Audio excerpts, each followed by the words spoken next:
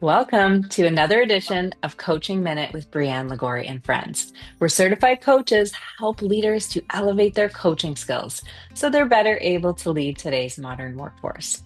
Today's guest is Sherry Duncan. I'm so excited to have Sherry with us today. She has a wealth of experience and is actually celebrating her 40th anniversary in education this year. Sherry currently spends her time as an early childhood Indigenous navigator, instructional facilitator, and keynote speaker, and most recently has just become a certified coach. Sherry, I'm so happy to have you here with us today.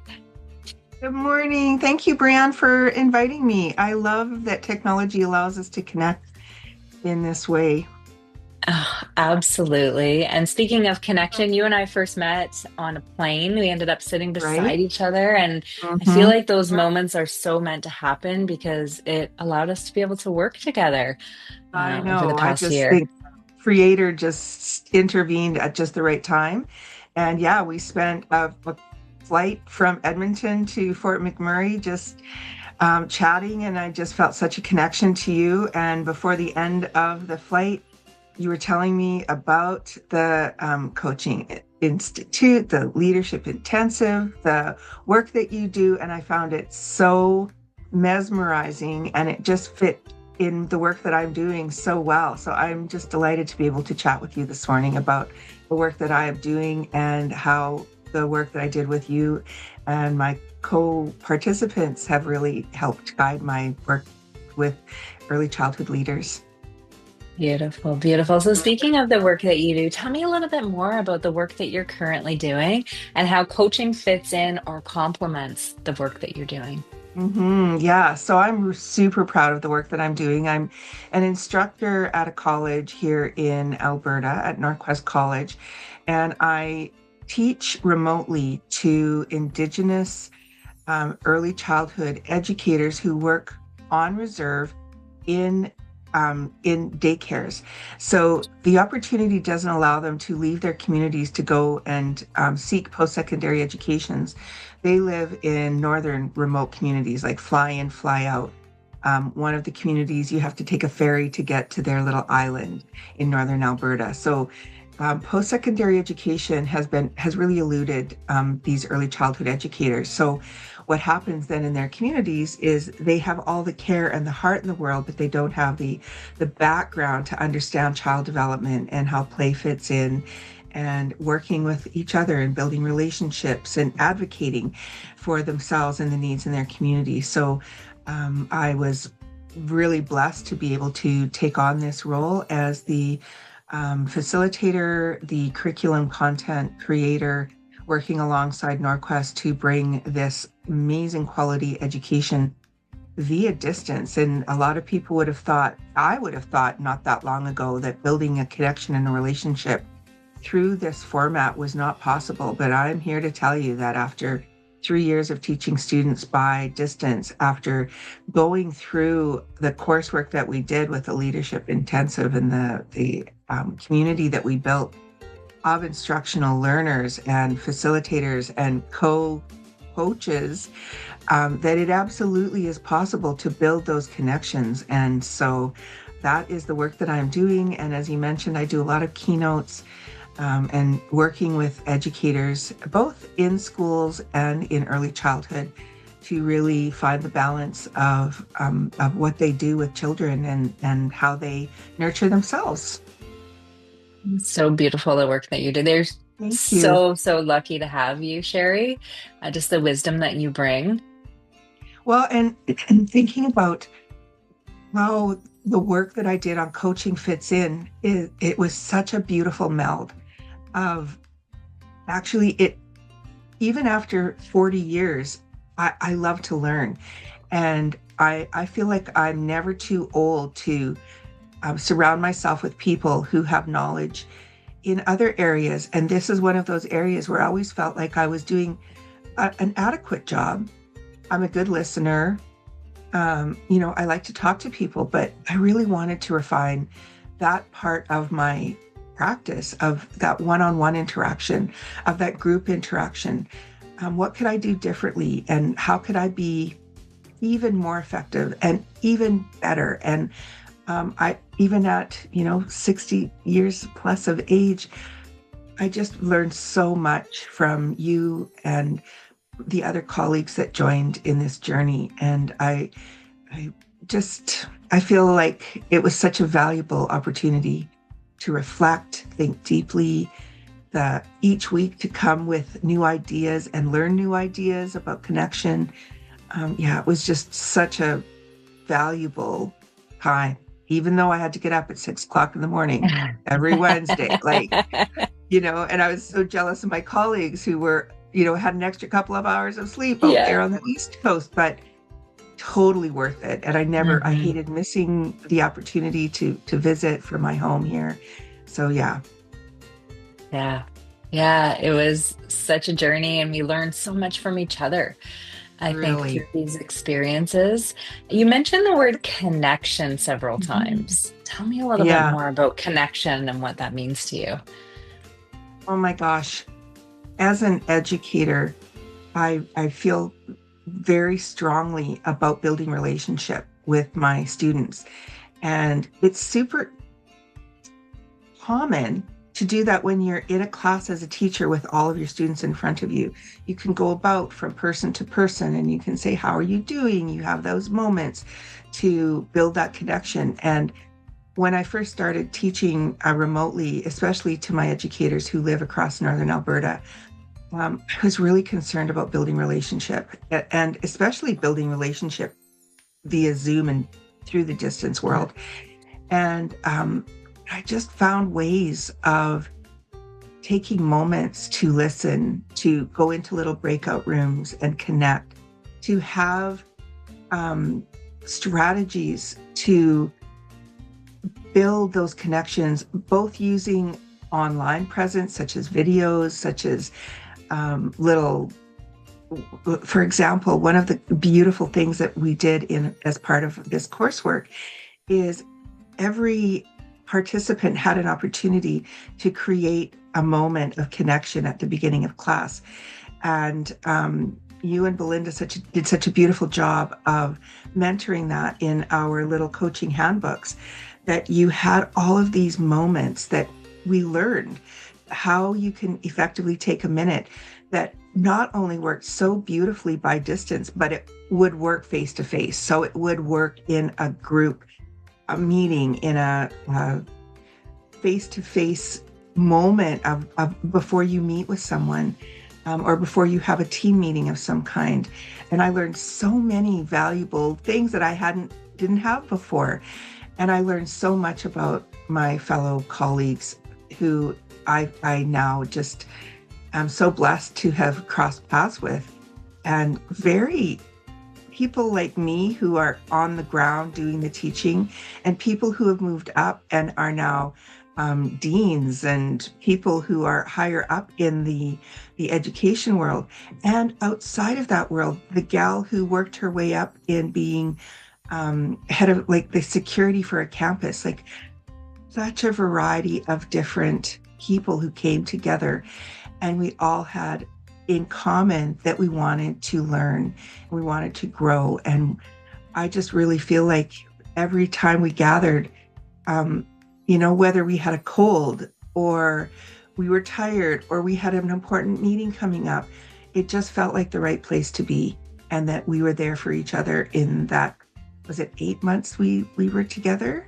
About that, yeah. Yeah, it Yeah. just felt like we built such strong relationships that now, months later, after completing the whole course, we still connect. We still have a Zoom session set up. Like, let's get together. Let's talk about what's going on. And it's yeah, it has been such a beautiful experience in that Mm, relationship yeah. building, and with you and Belinda and the other folks who came on and in and out of the program to support with the teaching and learning. And it's just, yeah, it was really, really beautiful. Yeah, yeah. Thank you, Sherry. And I think the common thread for people is everybody wants connection. And Right? I think sometimes this is something that's missing. I'm not sure in education, but I know for sure in corporate, like I see it happen all the time where people get on a Zoom or a Teams call or, an in-person meeting and they jump right into the work. They don't take moments, those small moments to connect as human beings. And I think that's a really missing puzzle piece that will actually help people to be a lot more effective in their work when they have Mm, that connection. absolutely. And again, these are my sisters, like I just feel so like if I had a question about something in the field of one of my co-participants that I could reach out. I know that you and Belinda have made yourselves available to your to the participants, to the coachees, where you are like if I had a question and or I needed some coaching, I have all of these people that I can reach out to and get their input and help guide me in my decision making. And I really love that about this program is the ownership that I not only as a coach have learned, but as a participant, how it feels to have really quality coaching happen and how Hmm. valuable that is. Yeah. Hmm. Mhm. Hmm. So tell me a little bit about how you having the skill as an expert coach actually helps the people that you're working with in your programs. Oh my gosh. So many big lessons that I learned.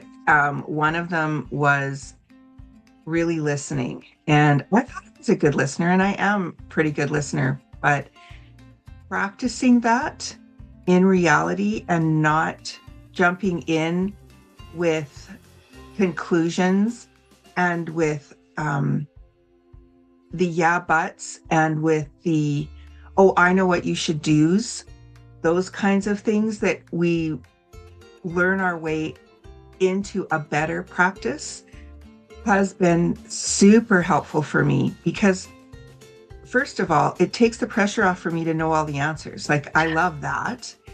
And it, gosh, the steps that I took through the way that you so skillfully led us led me to understanding what real listening looks like.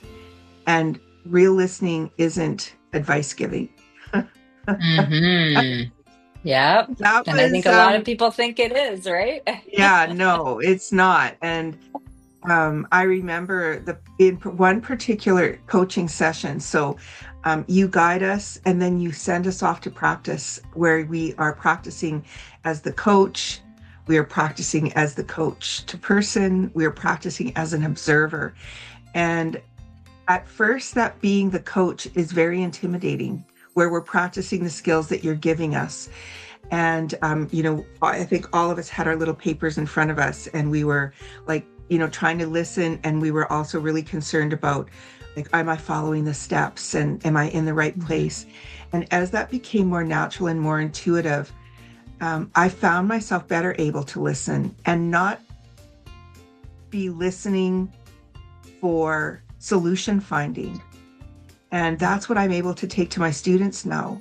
I don't go immediately to wanting to find solutions where Yeah. I am the one who knows it all. I really don't. And this really has given me the opportunity to not know everything, that it's okay that I don't know the answers for someone else. Being that listener and asking good questions.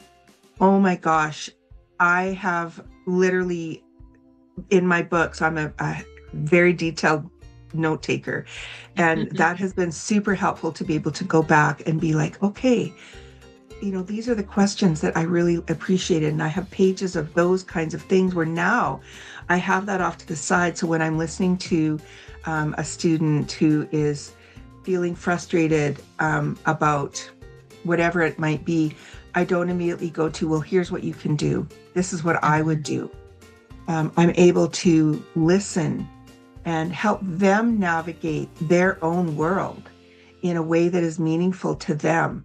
Because just being able to listen in a a way that I thought I was listening before, but I wasn't, because my mind was always replaying what they were saying and then how I could help them.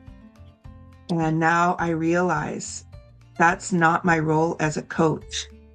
My role as a coach is to listen and then help them navigate the Mm-hmm. whatever it is that we're talking about. I remember in one particular session as the coachee, I really didn't have something I was bringing to the table that day. And I felt bad because we all want to practice being the coach. So it was my turn to be the coachee. And the gal who was so beautifully facilitating that conversation, I forget what the question was that she asked me, but it led me to something that was really buried, that I really did want to talk about. And within, 2 or 3 questions that she just kept guiding me and so beautifully facilitating, I was really feeling this particular conversation. And it just brought up such deep emotion for me. And I started to cry. And I was just feeling really vulnerable. And she was so beautiful. She just sat with me, even by distance. She just sat with me in that moment. And she just let me be vulnerable. And she didn't try and fix it. She didn't Mm-hmm. say, oh, you're going to be okay. Oh, it's not that bad. She didn't try and make me feel better. She just sat with me for what Mm-hmm. seemed like an inordinately long amount of time. It was probably only a couple moments, but she just sat with me until I was ready to respond to that moment. And then we continued. And by the end, she had so beautifully asked the questions and listened with the intent to understand, not with the Mm-hmm. intent to fix, Yeah. not with the intent to tell me that it was going to be okay. Yeah. And that's where I would jump when somebody is having a meltdown, and I would jump to, oh, honey, I'm so sorry. That is, those kinds of, he just sat with me. And then at the end, when I had come to my natural conclusion of what my steps forward were going to be, then of course we stop in that moment, and then we give feedback. So how was it to be the coached? How was it to be the coach? How was it to be the observer? What did we see? And I just thanked her for giving me that time. Mm-hmm. And she said that was really difficult because Yeah. I really wanted to jump in. I wanted to just tell you how I was feeling, but this wasn't my moment. This was your moment. And gosh, this isn't my moment, as the coach, it's not my moment. It's that person who is bearing their concerns. And I don't have all the answers. And gosh, that is so freeing. It really Mm-hmm. is.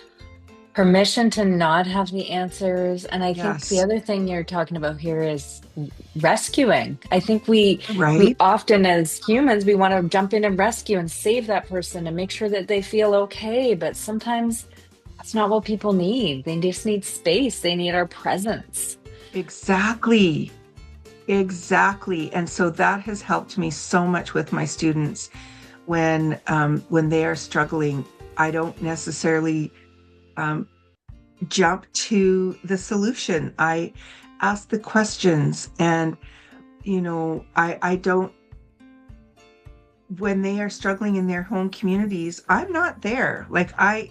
And so it's so pompous of me to think that I can fix something from here for them.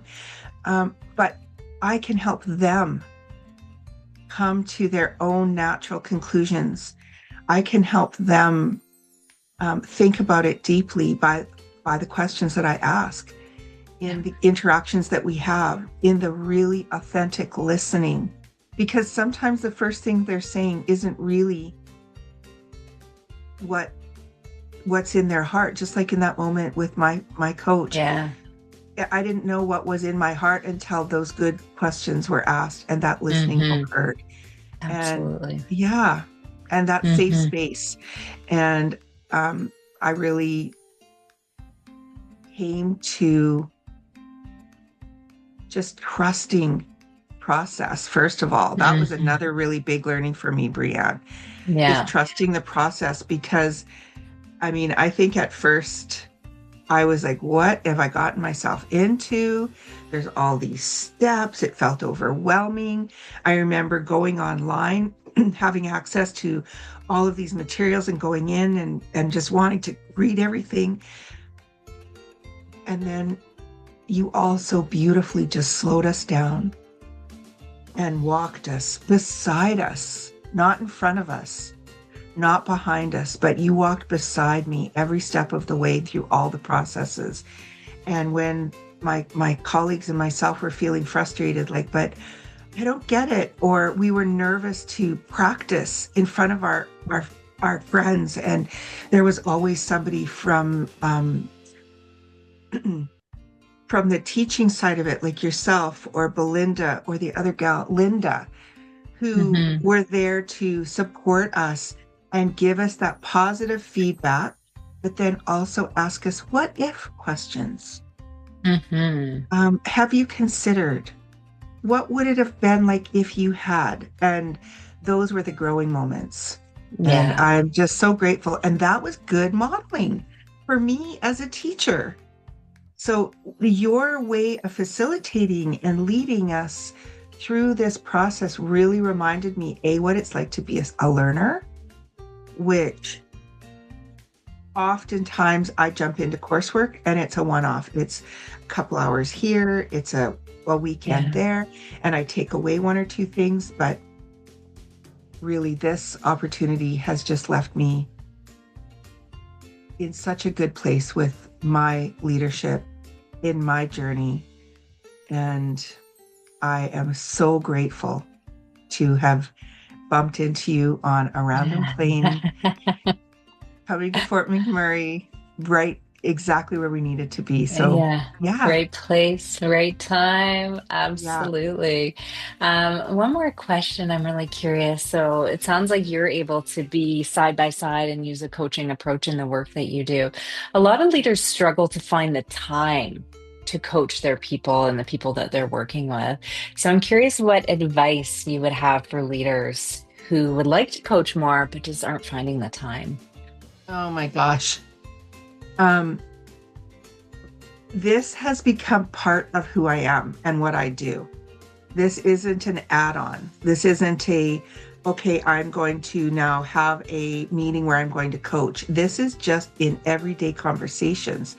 This occurs in the meetings that I have with my students.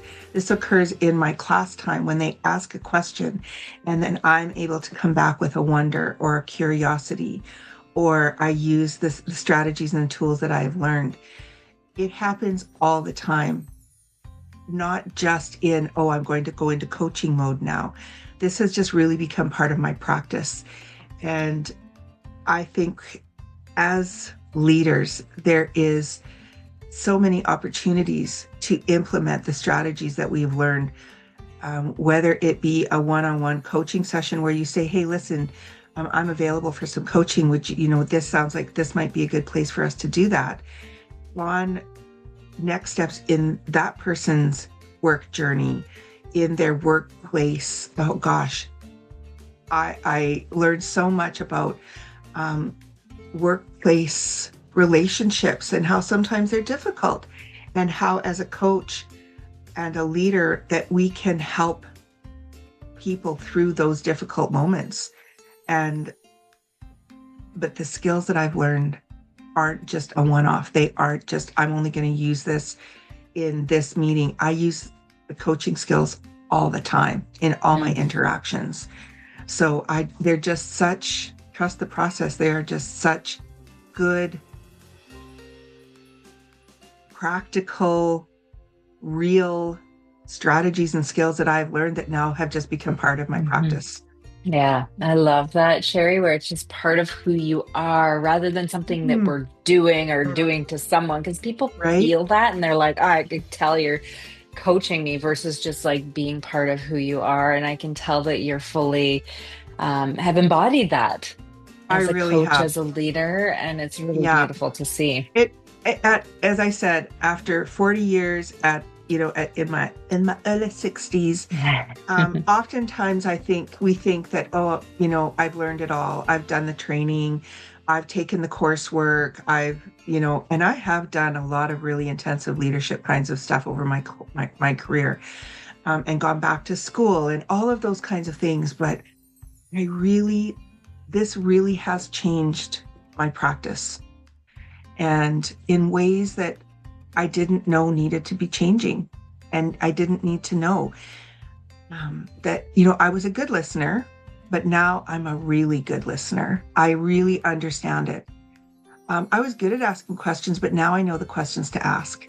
Hmm. I know I'm good at problem solving and at relationship building, but now I feel like I've got extra tools, and the strategies that I had never learned before. And all of these very bright women, in my case, we were a group of women coming together, and sharing our knowledge and wisdom. Oh my gosh, it was such a journey. It really was sad when it ended, and we all felt that nobody wanted to get off that last call. Yeah. We just all wanted to just bask in, when will I see you again? Because these Hmm. these are real relationships that we have built. And I know that, once I make it back out to Ontario, that I've got, 8, 9, 10 colleagues who I can call up and say, hey, Yeah. I need a place to stay. And I've got a waterfront room at one person's house, and I've got a downtown condo with another, and I've got a campus tour with another. And the same for all of you. When you come out Yeah. to Alberta, you've got a real tour of our cities and our mountains. So thank you so Thank much for you. inviting me to have this conversation, Brianne. Thank you, I Sherry. am just so honored to have completed this program. And now it has really changed the way that I am, and how effective I am as a teacher, as a mom, as a Mm. spouse. Like, we didn't even get into that, but I'm a better parent because I'm able to Hmm. listen and not jump to, well, let's fix this. Yeah. My adult kids can fix things on their own. I just need to be a good listener. So, anyways, That's it. That's thank it. you. Thank you so much, Sherry, for this conversation and your wisdom. I'm so blessed we've connected, and I look forward to connecting again.